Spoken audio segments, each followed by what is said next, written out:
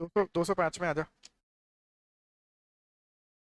Yes, hello everyone, very good afternoon to all of you. Online वालों, I hope I am audible and visible. मैं आपको आवाज़ आ रही है? Are you able to hear me? चलिए, तो फैक्ट स्टार्ट करते हैं।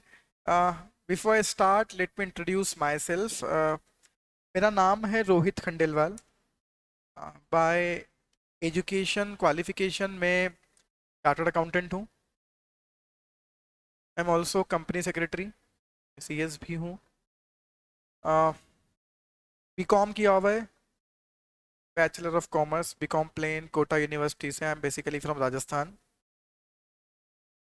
तो बीकॉम किया हुआ है ग्रेजुएशन के नाम पर। भैया स्क्रीन तो चेंज कर जाता मनमीत सर की क्लास के बाद।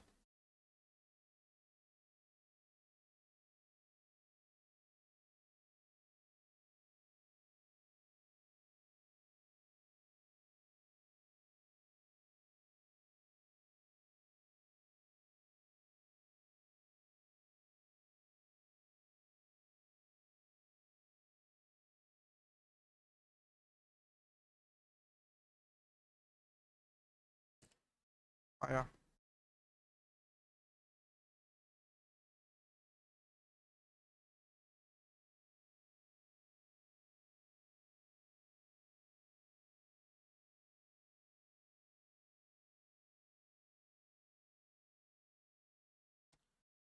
So basically, as far as my education, my qualification is concerned, I am commerce graduate plus then मैंने CA किया, मैंने CS भी किया हुआ है, I am also a company secretary। then commerce field का अभी की डेट का सबसे toughest exam registered valuer, valuation के कुछ काम होते हैं that can be done by only registered valuer। As of now India में केवल 1,500 रजिस्टर्ड वैल्यूअर हैं पूरे इंडिया में। तो I am one of the registered valuer fortunately. So मैं रजिस्टर्ड वैल्यूअर भी हूँ। धीरे धीरे जब आगे आप जाते जाओगे सीएस में, तो आपको एक नया व्यक्ति पता पड़ेगा, इंडिपेंडेंट डायरेक्टर्स, आईडी कहते हैं। सो इंडिपेंडेंट डायरेक्टर बनने के लिए भी एग्जाम क्वालिफाई करना पड़ता है, that is by Indian institute of corporate affairs under the ministry of corporate affairs. So I am have also qualified that exam, independent director exam में। एक दो कंपनीज में इंडिपेंडेंट डायरेक्टर भी हूँ, working as an independent director. तो this is my education qualification. आप इतना ही मान लें, मैं CS दोनों हूँ। as far as my experience is concerned, so it's been more than 12 years। मैं 12 साल पहले CS बना था। तो तब से मैं अकेडमिश अकेडमिक्स में इन्वॉल्व हूँ। आई एम अकेडमिशियन और प्रैक्टिस करता हूँ, practising as a chartered accountant and now as a registered valuer. So I am doing both the things. मैं पढ़ाता भी हूँ और प्रैक्टिस भी करता हूँ। प्रैक्टिस क्या होती है, आई थिंक जानते हो या नहीं आप लोग, प्रैक्टिस क्या होती है? You heard about it? कुछ मैं आप लोगों से 4-5 दिन बाद मिल पाया, शायद 4-5 दिन पहले आपकी क्लास स्टार्ट हुई थी, क्योंकि मेरे रिवीजन सेशंस चल रहे थे एग्जीक्यूटिव के इस टाइम पर, इसलिए मैं क्लास नहीं ले पाता था। आई एम नॉट अवेयर आपने डबल ईटी के बारे में। आई होप मनमीत सर ने आपको डबल ईटी क्या है, सब्जेक्ट्स क्या है, ये सब आप अवेयर हो। और सीएस के बारे में भी आई होप अवेयर हो आप, सीएस क्या होता है, सीएस क्या काम करता है। आ, तो ये धीरे धीरे हम बातें करेंगे कि प्रैक्टिस क्या होती है, डिटेल में कभी समझेंगे। सो सो फार अभी तक मैं 15,000 से ज़्यादा CS वाले बच्चों को पढ़ा चुका हूँ इन 11-12 सालों में। ये मेरी प्रोफाइल है। अब हम सब्जेक्ट्स पढ़ना स्टार्ट करते हैं। मैं आपको डबल ईटी में 2 सब्जेक्ट पढ़ाता हूँ। First one is legal aptitude, it is having a weightage of 30 marks. और एक सब्जेक्ट पढ़ाऊंगा business environment, that is having weightage of 25 marks. 2 subject मैं पढ़ाता हूँ, legal aptitude and business environment. दोनों के आपको, अगर आपने एडमिशन वाली आपकी फॉर्मेलिटीज कंप्लीट हो गई होंगी, आपको नोट्स मिल चुके होंगे, नोट्स ही मिलेंगे, उसी से हमें पढ़ना है। बस प्रॉब्लम केवल एक है जो मैं फर्स्ट डे ही क्लियर करना चाहता हूँ, कि सबसे बड़ा सिलेबस डबल ईटी में लीगल एप्टीट्यूड होता है कि वो उसी चीज के एक्सपर्ट भी होते हैं हम। तो ये तय है कि एक महीने में तो हो नहीं सकता। तो आई होप आपको ऐप का एक्सेस या सब कुछ मिल चुका है अभी तक या नहीं। तो आपको ऐप पर सारे लेक्चर्स अवेलेबल होंगे, मैं आपको रेगुलरली शेड्यूल बनाकर दूंगा भैया कि कैसे कैसे कौन कौन से चैप्टर कब कब खत्म करते हैं। तो इट्स योर रिस्पॉन्सिबिलिटी कि आप वो टाइमलाइन को फॉलो करके लेक्चर खत्म करें। एक और चीज़ है कि बेचारे जो नवंबर वाले बच्चे थे जिन्होंने नवंबर में डबल ईटी दिया है, वो जुलाई से क्लासेस करते हैं, जुलाई अगस्त से, और 3 साढ़े 3 महीने क्लास करते हैं। आप आए हो नवंबर एंड में और जनवरी में हमें एग्जाम देना है। It is possible, but it require a lot of hard work from your side. तो आप मानकर चलें कि अगर आपकी 3 से 4 घंटे की क्लासेस यहाँ चल रही हैं, तो आप मानकर चलें कि 3 से 4 घंटे आप घर पर लेक्चर्स भी देखो, तो आपका कोर्स खत्म हो जाएगा। और डेफिनेटली 1 डेढ़ महीने में बिल्कुल ताज़ा ताज़ा पड़ा हुआ है तो हाथों हाथ आप एग्जाम पास भी कर लोगे। लेकिन it require lot of hard work, sincerity from your side. whether it is possible to pursue both C N C S together, अरे ये मैं करूंगा ना बातें, मेरे पास बहुत कम समय है जनवरी की क्लास में, सारी बातें करूंगा। सी एस साथ में कैसे हाँ मैंने साथ में ही किया हुआ है ना। मैं I belong to actually very small town of Rajasthan. वहां से मैं यहाँ आया था 2006 में सीए करने, नाहटा में ही। सीए करते करते सीएस करना भी स्टार्ट किया, एंड फॉर्चुनेटली सीए भी हो गए, सीएस भी हो गए। तो मैंने ऐसा कुछ नहीं किया कि सीएस बाद में किया। 2006 से 2011, इन्हीं 5 सालों में ये तीनों चीजें साथ में की हैं। सो दोनों नहीं, ये तीनों चीजें साथ में पॉसिबल है। सिंपल।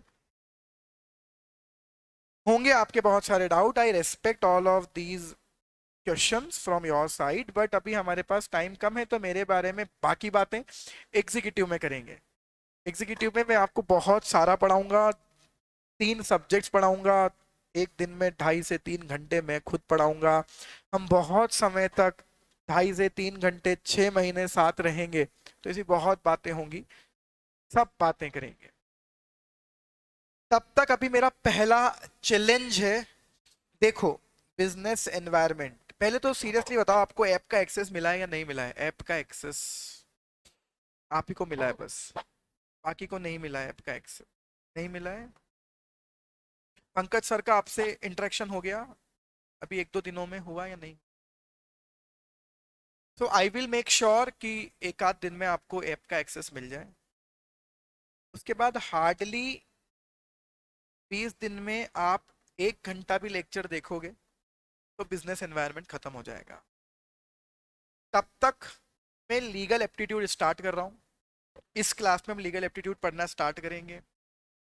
मुझे बताएं मैं 1 महीने में आपको क्या क्या करवा पाऊंगा यहाँ फिजिकल क्लास में, वो तो हम पढ़ ही रहे हैं। बाकी की जो चीज़ें होंगी वो मैं आपको बोल दूंगा कि यहाँ से लेकर यहाँ तक के लेक्चर्स आप रेगुलरली देखते रहो।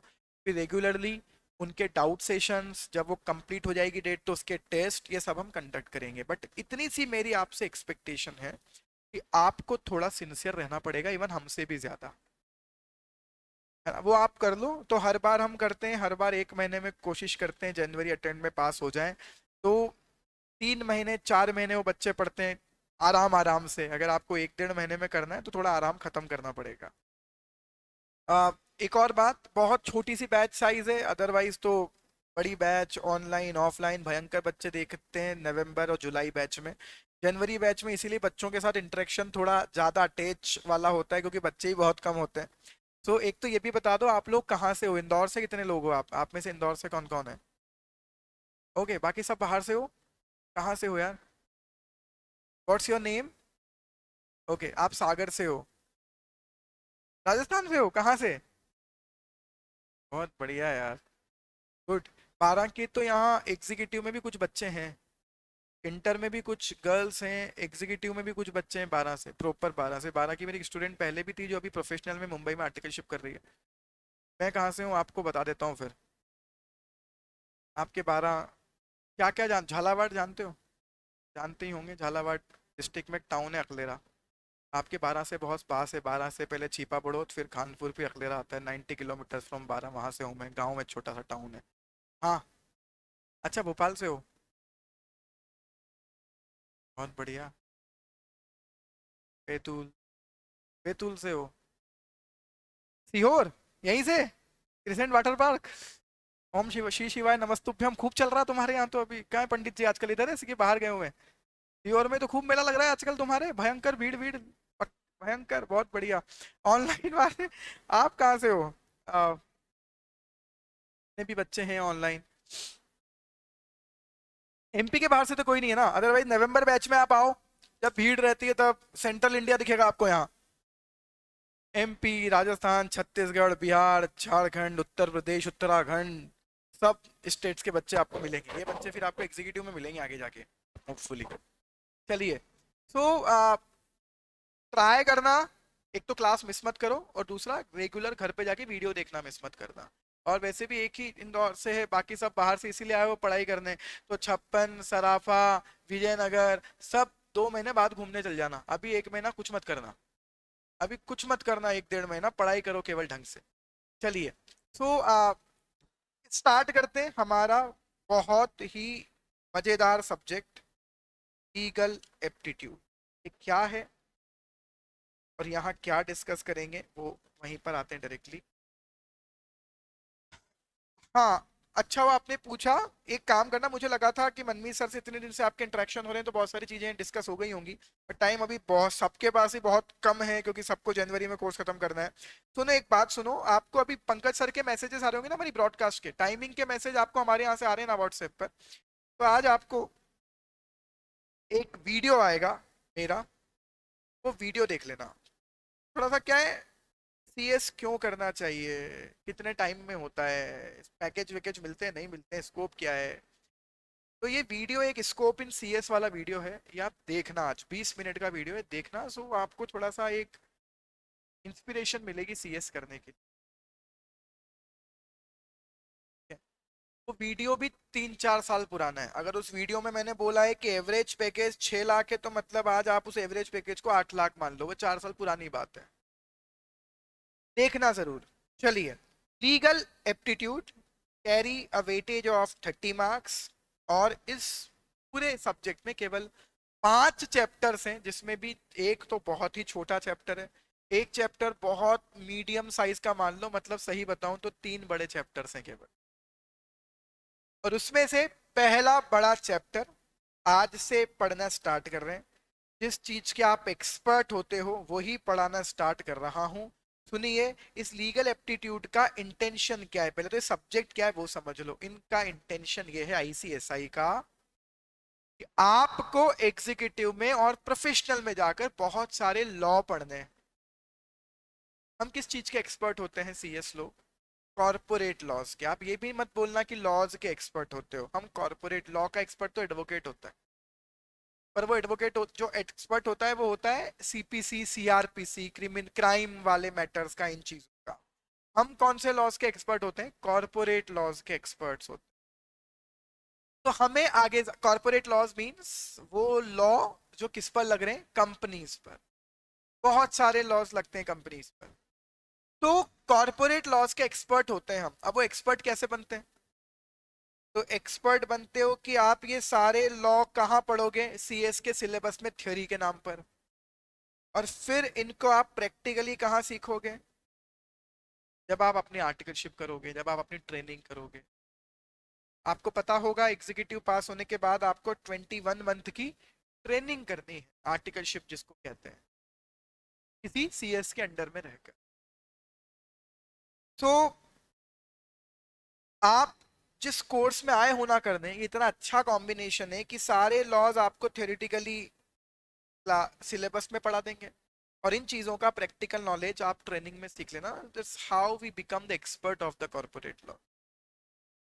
और कोई क्यों हमें जॉब देगा? क्योंकि उसकी कंपनी पर बहुत सारे ऐसे लॉज एप्लीकेबल हैं, और अगर वो फॉलो नहीं हुए तो हमारी कंपनी बंद हो जाएगी। इसलिए हमें उन सारे लॉज का क्या करना जरूरी है? पालन। इंग्लिश में उसी को क्या बोलते हैं? कंप्लायंस। और इसीलिए हर बड़ी कंपनी को अपने यहाँ कंप्लायंस करने के लिए कौन अपॉइंट करना होता है? एक कंपनी सेक्रेटरी। इंडिया में 2 तरह की कंपनी है जिन्हें सीएस अपॉइंट करना कंपलसरी। आज ना बेसिक बेसिक बातें ही करते हैं। 2 तरह की कंपनीज को सीएस अपॉइंट करना कंपलसरी है, फुल टाइम सीएस अपॉइंट करना कंपलसरी है। कौन सी कंपनी?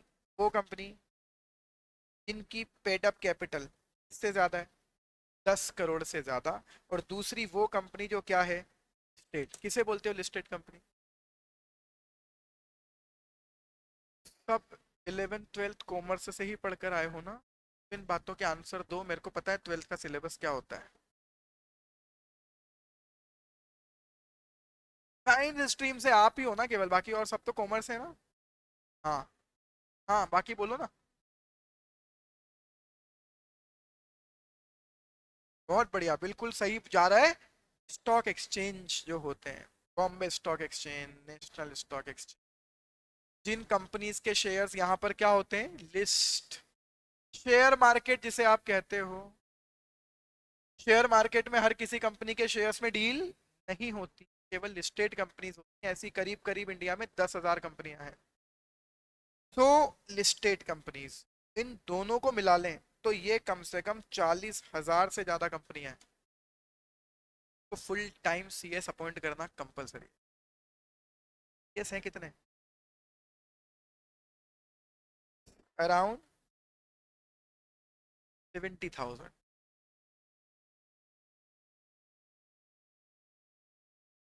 70,000 तो जब से चालू हुए तब से अब तक है।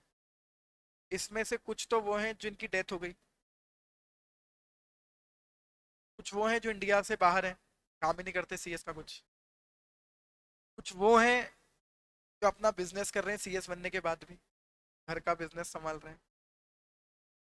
तो 300 मेरे जैसे होंगे जो सीएस सीएस दोनों है, जो सीएस का कुछ काम ही नहीं कर रहे। तो इफेक्टिवली ये क्वांटम 70,000 से भी कम है।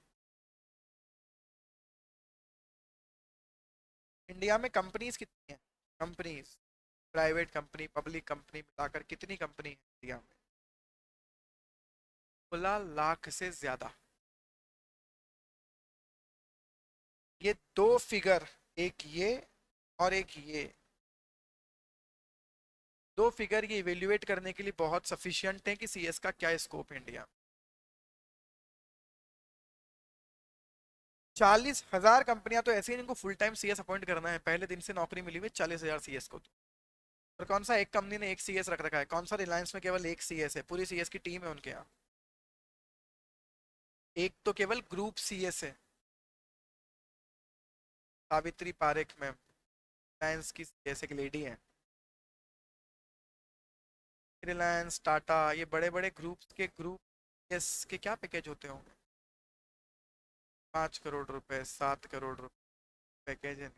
कैसे वही सीएस जो आप करने आए हो वही किया होगा इन्होंने भी। पूरे इंडिया में एक जैसे ही हो।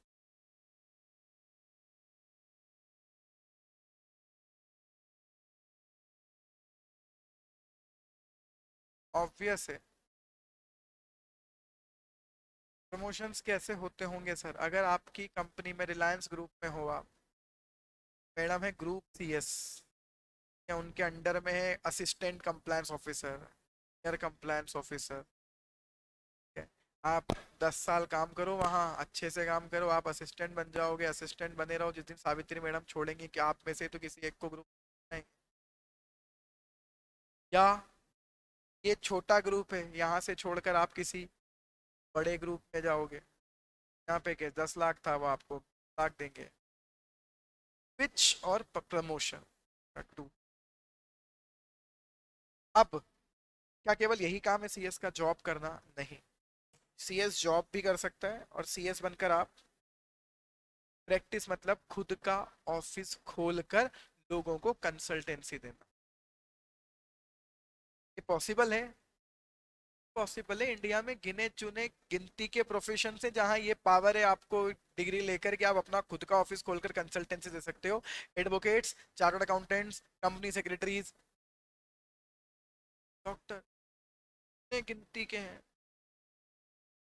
आप अपना ऑफिस खोलकर कंसल्टेंसी दे सकते हो। लोग आपके पास क्यों आएंगे? वो कंपनी बनाएंगे तो कंसल्टेंसी लेने आएंगे, चाहिए उन्हें। बस थोड़ा सा टफ होता है क्योंकि नाम बनने में टाइम लगता है। आपके गांव में कोई नया डॉक्टर आता है, आप डायरेक्टली उसके पास इलाज करवाने नहीं जाते, पहले एक्सपीरियंस के पास ही जाते हो, उससे डर लगता है, अब तक वो 2 5 ऑपरेशन ना करते उस पर कॉन्फिडेंस नहीं आता। सेम कहानी है। समय के साथ साथ आप जितना अच्छा काम करोगे, जितना नाम बनाओगे, उतना अच्छा होगा। स्टिल एक फैक्ट्स बताता हूँ, इंदौर में करीब करीब 800 सीएस हैं इंदौर में, अराउंड 800 कंपनी सेक्रेटरीज, करीब करीब 400 से 450 जॉब में है, और करीब करीब 350 से 400 प्रैक्टिस में है। 350 से ज्यादा सीएस के ऑफिस हैं इंदौर में। यार सर्टिफिकेटशिप कैसे मिलेगी सर? आप देखो, एक तो मुझे नहीं पता आप मेरे बारे में भी कितना जानते हो, अभी खैर ज्यादा जानते नहीं हो, आप इतना जान लो बस। आपको पहले दिन मेरे बारे में इतना जानने की बहुत सफिशियंट है, बस मेरे बारे में इतना जानना कि अगर आप यहाँ हो तो अपनी पढ़ाई पर ध्यान दो, केवल डबल ईटी पास करो, एग्जीक्यूटिव पास करो, एग्जीक्यूटिव पास करके जिस दिन मेरे पास आ जाओगे, जिस दिन आप एग्जीक्यूटिव पास कर लो मेरे पास आ जाना, ट्रेनिंग में लगवा दूंगा उस बात की गारंटी, और जिस दिन प्रोफेशनल पास करके सीएस बन के आ जाओ जॉब में लगवा दूंगा इस बात की गारंटी, खत्म। रिकॉर्ड कर लो इसको। आप एग्जीक्यूटिव पास कर लो, ट्रेनिंग लगवाने की गारंटी मेरी, आप प्रोफेशनल पास कर लो, जॉब लगवाने गारंटी बोल रहा हूँ, वर्ड गारंटी।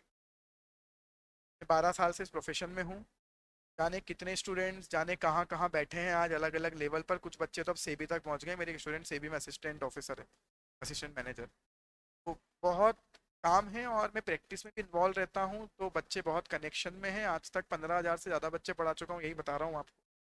तो आप केवल एग्जीक्यूटिव पास करने पे दिमाग लगाना, ट्रेनिंग में लगवा दूंगा, आप सीएस बन जाना, जॉब में लगवा दूंगा, गारंटी है। आप वो सब छोड़ो,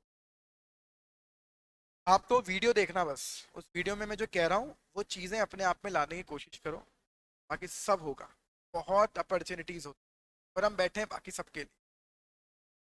तो प्रैक्टिस भी कर सकते हो आप, कंसल्टेंसी का काम भी कर सकते हो, बहुत कंपनियां होती हैं। तो ये था एक बेसिक। अब हमें पता है कि एक सीएस को क्या पढ़ने होते हैं, बहुत सारे कॉरपोरेट लॉज। तो आपको एग्जीक्यूटिव प्रोफेशनल में बहुत सारे लॉज पढ़ने हैं, इसीलिए डबल ईटी में लॉ के बारे में बेसिक्स सिखाया जा रहा है। तो डबल ईटी में जो लीगल एप्टीट्यूड है ना, उसके सारे चैप्टर्स को आप दो पार्ट में डिवाइड कर सकते हो। एक तो कुछ बेसिक लॉज पढ़ा रहे हैं आपको, like constitution of India, Bharat का संविधान। हम इस देश का कोई भी कानून पढ़े उसके पहले हम इस देश का सबसे सुप्रीम कानून पढ़ लें, सुप्रीम लॉ, और वो क्या है?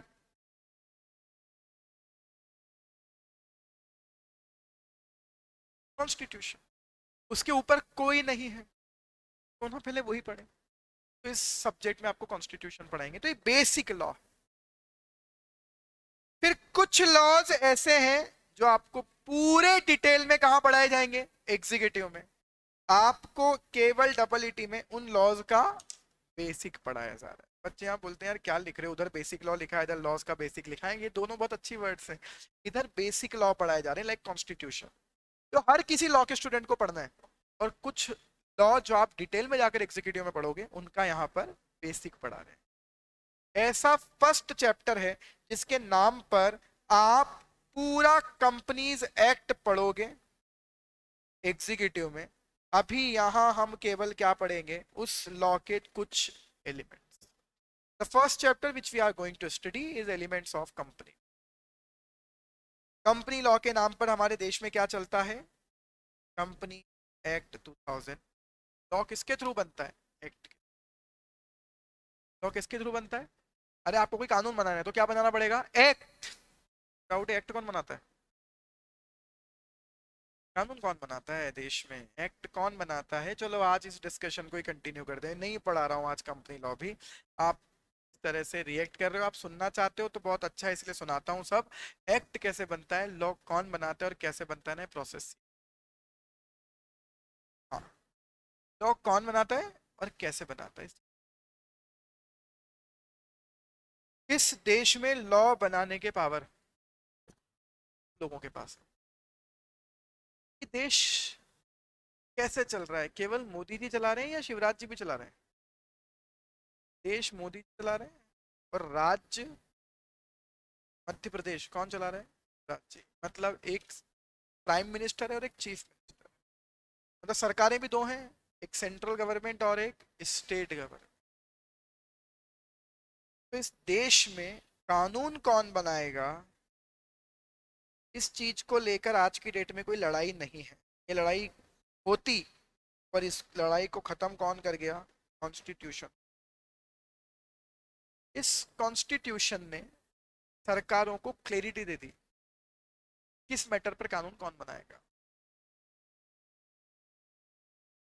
कॉन्स्टिट्यूशन बना गया 3 लिस्ट। ये लिस्ट के नाम है।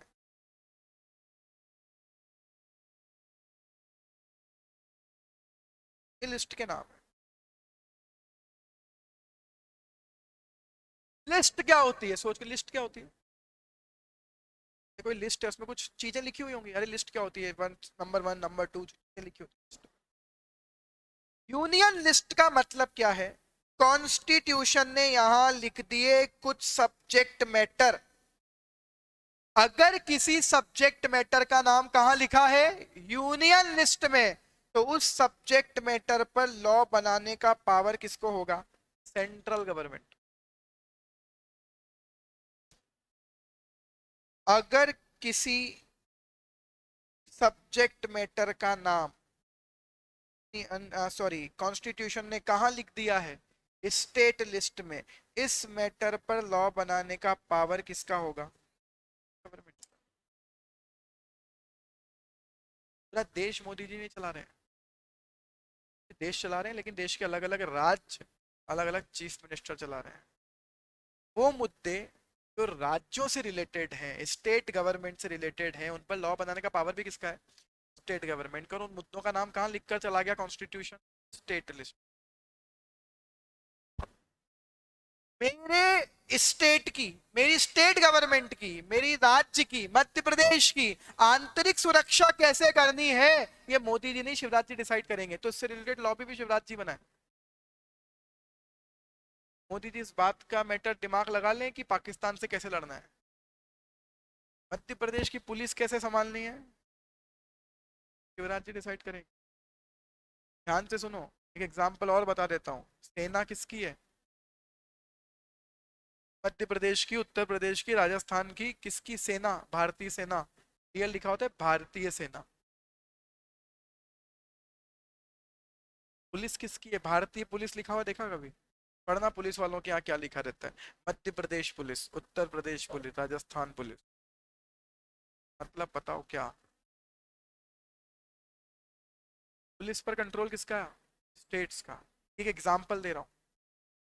तो कई ऐसे मुद्दे हैं जिस पर लॉ बनाने का पावर किसको रहेगा, स्टेट के। वो नाम कहाँ लिखे हुए हैं, स्टेट लिस्ट। अब तीसरा नाम क्या लिखा हुआ है, कॉन्करेंट लिस्ट।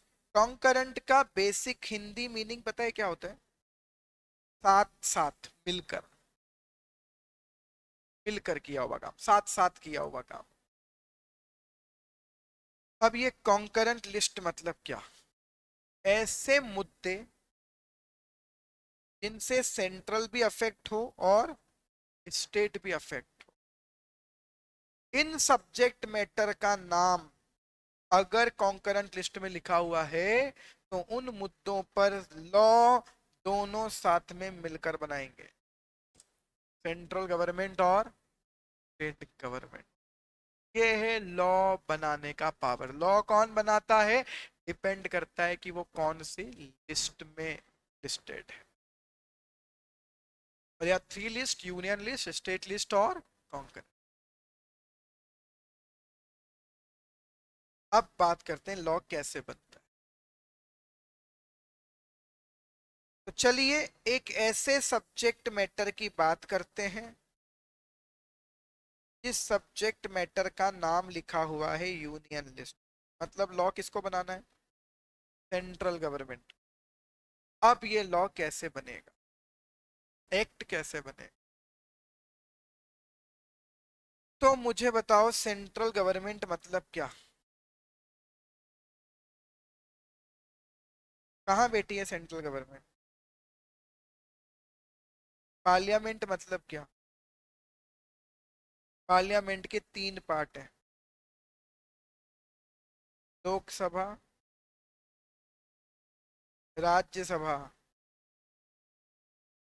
राष्ट्रपति, प्रेसिडेंट।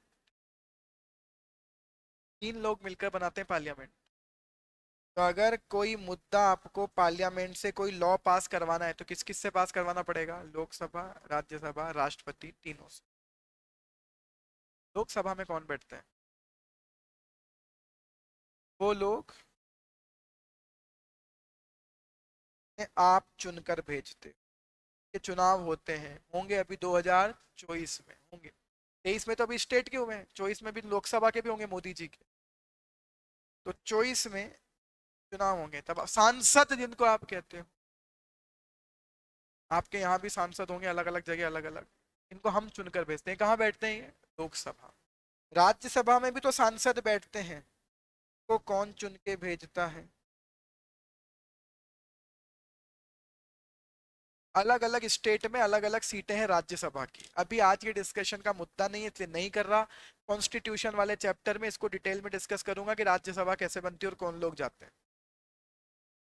पर हाँ, राज्यसभा के चुनाव में आप और मैं पार्टिसिपेट नहीं करते। ये स्टेट की जो विधानसभा होती है, एमएलए, ये चुनकर भेजते हैं कुछ लोगों। ऐसे लोग जाते हैं राज्यसभा में। प्रेसिडेंट कौन चुनता है? आप और मैंने कभी इलेक्शन में वोट किया क्या प्रेसिडेंट के? तो प्रेसिडेंट के इलेक्शन में कौन वोट करता है? सारे एमपी। एमपी मतलब कौन? मेंबर ऑफ पार्लियामेंट, सांसद, और सारी स्टेट्स के एमएलए, ये चुनाव में पार्टिसिपेट करके सिलेक्ट करते हैं प्रेसिडेंट। कौन है अभी प्रेसिडेंट? तो आप उनके आगे इज्जत के साथ जी लगा सकते हो। प्रेसिडेंट है वो, आपके देश की प्रथम नागरिक हैं, द्रौपदी मुर्मू जी। सुस्त नहीं है वो अपनी, पर हो तो भी जी लगाओ, वो प्रेसिडेंट है देश की सबसे ऊंचे पद पे। प्रथम नागरिक कौन? प्रेसिडेंट या प्राइम मिनिस्टर? प्रेसिडेंट। सबसे पावरफुल पोजीशन है प्रेसिडेंट इन अवर कॉन्स्टिट्यूशन। चलिए, अब तीन हिस्से हैं पार्लियामेंट के, लोकसभा, राज्यसभा और प्रेसिडेंट। तो लॉ बनता कैसे है? तो सबसे पहले अगर आपको कोई लॉ बनाना है, तो पहले लॉ नहीं बनेगा, एक्ट नहीं बनेगा, पहले उसको क्या बोलते हैं? बिल। लॉ पास होगा पार्लियामेंट से, पहले बनाओ तो ड्राफ्ट जब बनता है, केवल कि ये लॉ बनाना चाहते हैं, वो ड्राफ्ट, उस ड्राफ्ट को क्या बोलते हैं? बिल। ये ड्राफ्ट लॉ को, ये कौन बनाता होगा ड्राफ्ट? जिस मिनिस्ट्री के अंडर में वो मैटर आ रहा है, उस मिनिस्ट्री में जो ब्यूरोक्रेट सरकारी अधिकारी बैठे हुए हैं, वो कानून बनाते हैं। अगर इनकम टैक्स से रिलेटेड कोई कानून बनाना है, तो फाइनेंस मिनिस्ट्री बनाएगी। अरे क्लियर है? तो वहां फाइनेंस मिनिस्ट्री में कौन बैठे हुए हैं? बड़े बड़े अधिकारी, ब्यूरोक्रेट्स, जिनको आप बोलते हो आईएएस आईपीएस, जो बड़े बड़े यूपीएससी के एग्जाम देकर पास हुए हैं, जो मिनिस्ट्री में बैठे हुए हैं। ये गलत फहमी मत रखना कभी कि सांसद लोग जाके लॉ बनाते हैं, उनको तो लॉ समझ में आ जाए वो बहुत बड़ी बात है, वो क्या बनाएंगे? वो पास करते हैं केवल। बना कौन रहा है? आपके ब्यूरो, आपके सरकारी अधिकारी। वो बनाकर ड्राफ्ट रखते हैं, उसको क्या बोलते हैं? बिल। ये बिल कहाँ रखा जाएगा? मैं उस मैटर की बात कर रहा हूँ जो सब्जेक्ट मैटर कहाँ लिखा हुआ है? यूनियन लिस्ट में। तो बताओ, ये मैटर पार्लियामेंट में रखा जाएगा या स्टेट लेजिस्लेटिव असेंबली, विधानसभा में रखो या संसद में रखो? संसद में रखो, पार्लियामेंट में रखो। तो पार्लियामेंट में ये बिल पेश किया जाएगा। ये बिल कहाँ ले जाया जाएगा? पार्लियामेंट। क्या होगा पार्लियामेंट में? लोकसभा से पास करवाओ, राज्यसभा से पास करवाओ।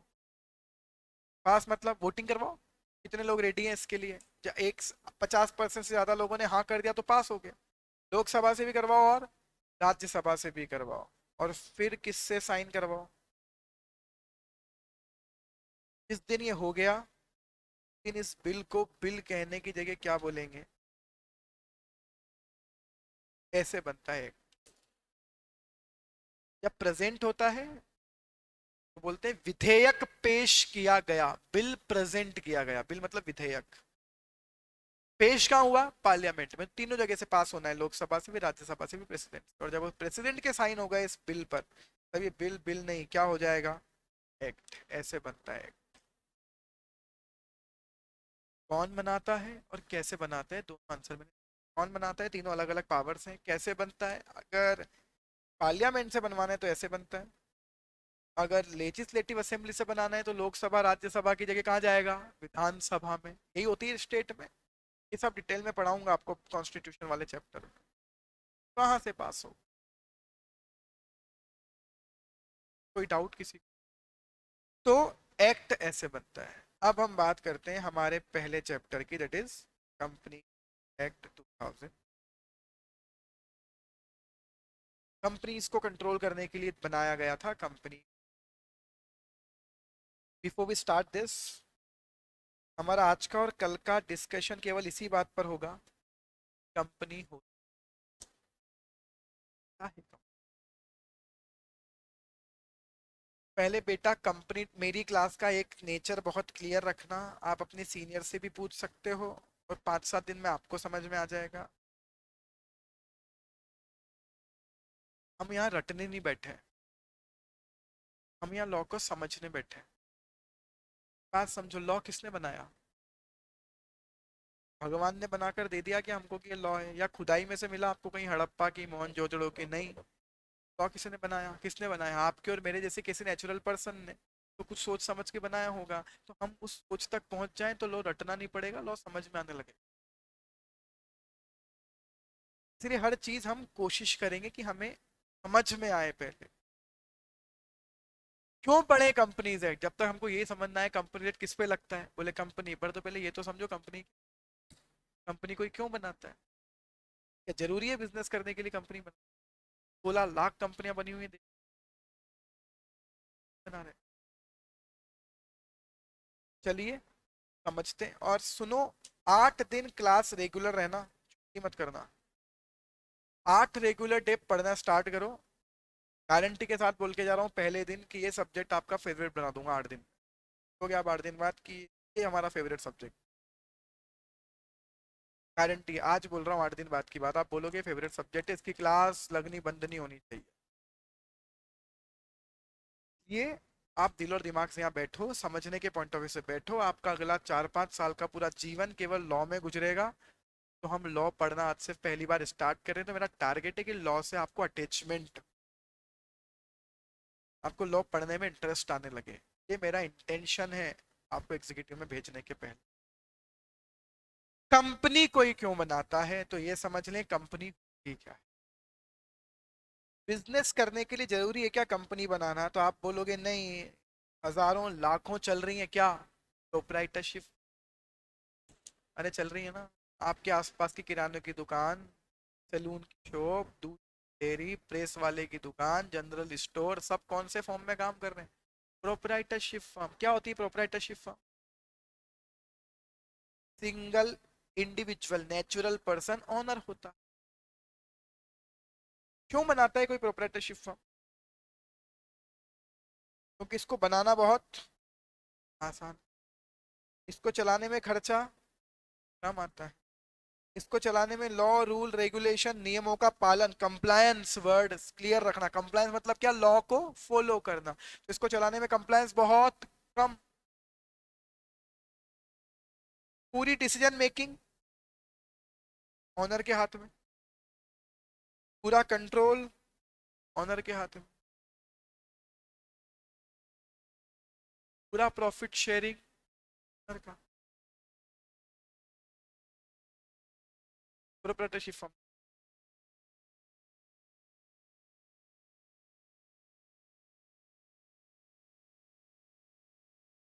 प्रॉब्लम्स क्या है प्रोप्राइटरशिप?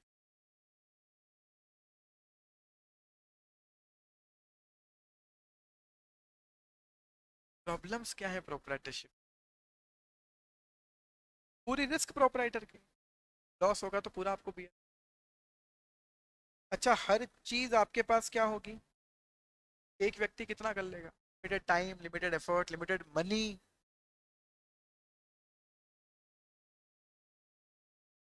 बहुत बढ़िया। और सबसे बड़ी, क्या सबसे बड़ी प्रॉब्लम? अनलिमिटेड लाइब्रेरी का मतलब क्या? एक व्यक्ति ने अपनी किराने की दुकान, बड़ी सी किराने की दुकान चला रहा था, सडनली एक दिन उसने 40 लाख रुपए का लोन लिया, प्रोप्राइटरशिप फर्म। 40 लाख का लोन लिया दुकान के लिए। लोन लिया, बोले स्टॉक खरीद के लाऊंगा, बिजनेस करूंगा बढ़िया। अब ये फर्म किसी दिन जाकर डूब गई और आपका बिजनेस क्या करना है? बंद। समझते हो बाइंडिंग? आप बंद करना है। अब बैंक का लोन चुकाओ।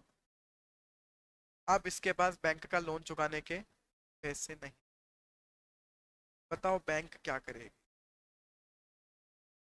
बैंक सबसे पहले इसकी जो शॉप है इसका स्टॉक बेचेगी। तो शॉप और सारी चीजें बेच दी। बैंक को पैसे कितने चाहिए? 40 लाख, इसे दुकान दुकान पूरी बेच दी, बैंक को कितना पैसा हाथ में आया? केवल 28 लाख। अब मैं पूछ रहा हूँ जो रिमेनिंग 12 लाख है, बताओ बैंक वो कहाँ से लाए? क्या इस रिमेनिंग 12 लाख के लिए बैंक प्रोपराइटर का मकान बेच सकती है? हाँ या ना? जबकि बिजनेस के लिए लोन लिया था, बिजनेस से लो, बिजनेस से तो ले ही लेंगे, उसके ऊपर जितना बचा सब किसको देना है? प्रोपराइटर को। इसलिए बोलते हैं लाइबिलिटी कैसी होती है प्रोपराइटर की? अन कितनी बड़ी प्रॉब्लम है, बड़ी प्रॉब्लम है। इसलिए बोलते हैं प्रोपराइटरशिप फॉर्म में प्रोपराइटर की लाइबिलिटी अनलिमिटेड।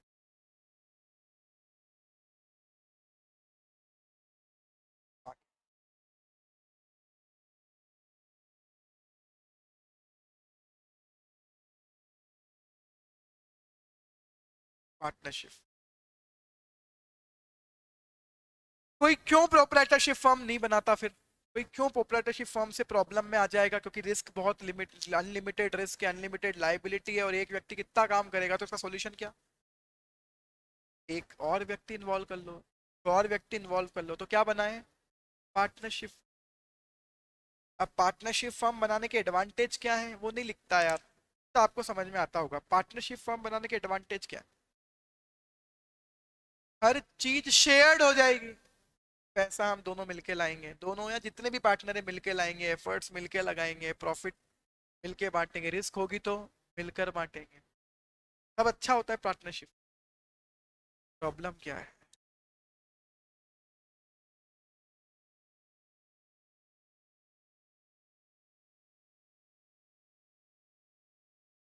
सबसे बड़ी प्रॉब्लम ये है,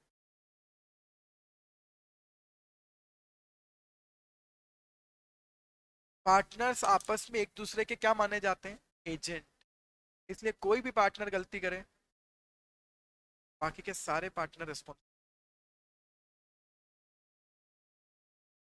सोचो आप, कुछ दोस्त साथ में सीएस करने आए, साथ में सीएस बन गए, नाटा में ये खूब होता है, बच्चे साथ में पढ़ने आते हैं, बाद में दोस्त बन जाते हैं अच्छे, लॉन्ग टर्म तक साथ में हो लिए, सीएस भी साथ में कर लिया। अब सोचते हैं सीएस का काम करते हैं साथ में मिलकर, प्रैक्टिस करेंगे दोनों मिलके, तो दोनों ने क्या बना ली? एक पार्टनरशिप फर्म बना ली सीएस की। अब इनको एक ऑडिट का काम मिला, क्या? तो आप तीनों तो जाओगे नहीं वो काम करने, आपका कोई एक पार्टनर गया, आपका दोस्त गया, आपका पार्टनर गया वो काम करने, बाद में पता चला उस काम में वो बहुत सारी गलती कराया, और गवर्नमेंट की तरफ से क्या आया है? नोटिस। डाउट है कौन रिस्पॉन्सिबल होगा, सारे पार्टनर या जिसने साइन किए वो पार्टनर? तो आंसर है सारे partner. Partners are agents of one another, partners को एक दूसरे का क्या माना जाता है? एजेंट। इसलिए एक पार्टनर की गलती के लिए बाकी सारे पार्टनर रिस्पॉन्सिबल। इतनी बड़ी प्रॉब्लम है पार्टनरशिप। और पार्टनरशिप फर्म की नेक्स्ट बड़ी प्रॉब्लम वो तो आप अच्छे से जानते हो। पार्टनरशिप फर्म में भी पार्टनर्स की लाइबिलिटी क्या होती है? अनलिमिटेड। आई डोंट नो आप लोग नोट क्यों नहीं कर रहे हुए चीजें, बहुत देर से देख रहा हूँ ना, आपने ये नोट किया ट्विस्ट ट्विस्ट वाला, ना आपने ये नोट किया, ना आपने ये पार्टनरशिप प्रोपराइटरशिप फर्म की प्रॉब्लम्स नोट की। ये कोई सत्यनारायण की कथा चल रही है, सुनने से पुण्य मिल रहा है आपको? शिव महापुराण नहीं चल रहा है भैया, ये मेरे को पता है एमपी वालों को बहुत मजा आ रहा है शिव महापुराण सुनने में। सुनने से पुण्य नहीं मिलेगा, तो समझो, लिखो, ये सब काम, ये मैं चैप्टर पढ़ाना स्टार्ट कर चुका हूँ पहला, एलिमेंट ऑफ कंपनी लॉ। उसमें कुछ टॉपिक्स दिए हुए हैं, difference between proprietorship firm and company, between partnership firm and company, वो मैं नहीं पढ़ाऊंगा क्योंकि मैं यहाँ पढ़ा रहा हूँ।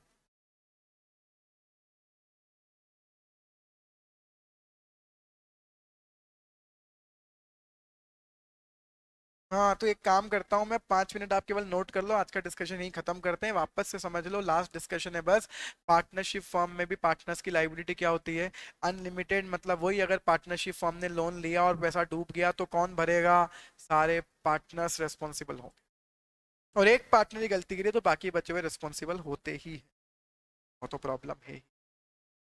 पार्टनरशिप फॉर्म में तो दो बड़ी बड़ी प्रॉब्लम्स हैं। तो चलिए मैं स्टार्टिंग से दे देता हूँ आपको कंटेंट जो आपको नोट करना चाहिए था। पहला तो ये कंटेंट, कॉन्स्टिट्यूशन के अकॉर्डिंग 3 लिस्ट,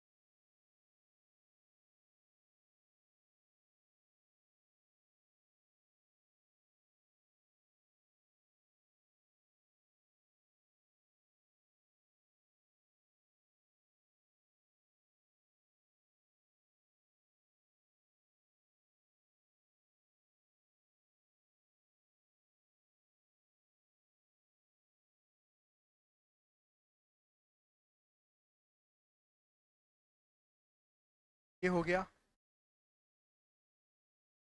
नेक्स्ट स्लाइड।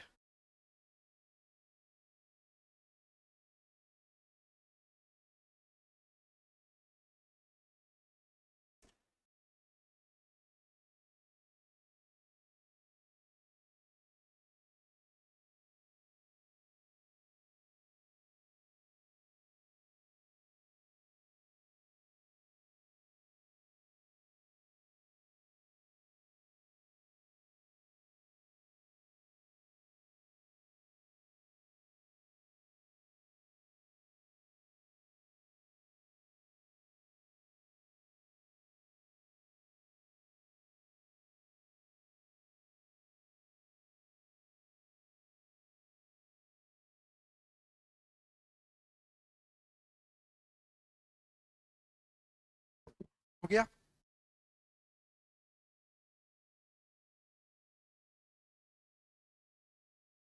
जब कोई एक्ट ड्राफ्ट स्टेज में रहता है तो उसे तब तक कहा जाता है बिल।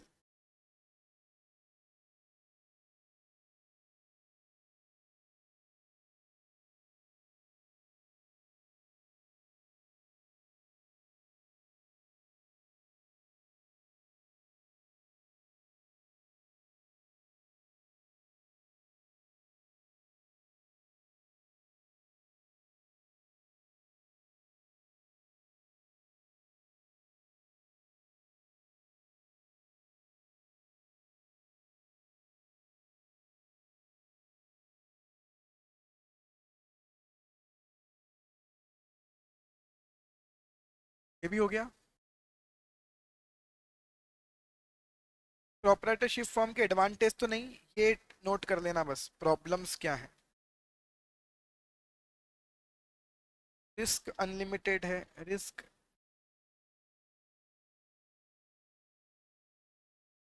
लिमिटेड रिसोर्सेज हैं,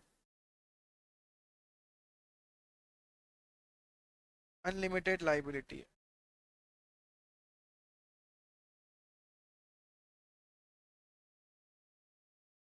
हाँ मतलब एडवांटेज तो क्या ही नोट करोगे, सब जानते हैं इतना प्रोप्राइटरशिप फॉर्म के बारे में।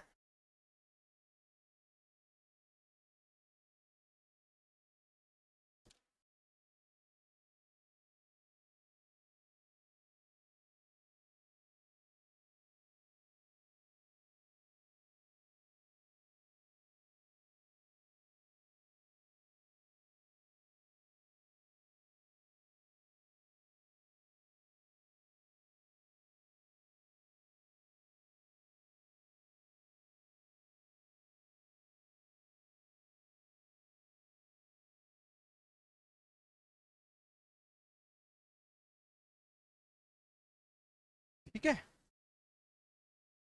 केवल फिर नोट कर लो पार्टनरशिप फॉर्म की प्रॉब्लम्स।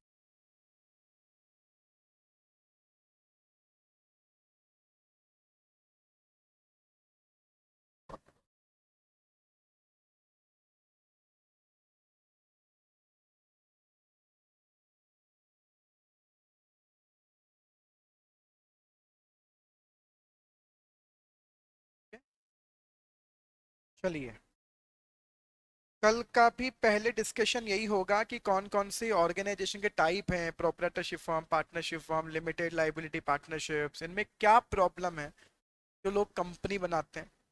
फिर कंपनी पहले समझ में आए तो फिर हम कंपनीज एक्ट पढ़ना स्टार्ट करेंगे।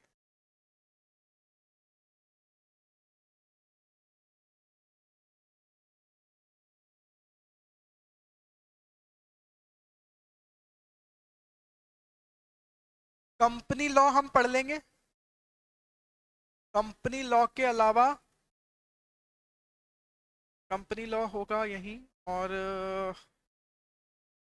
Law of taught.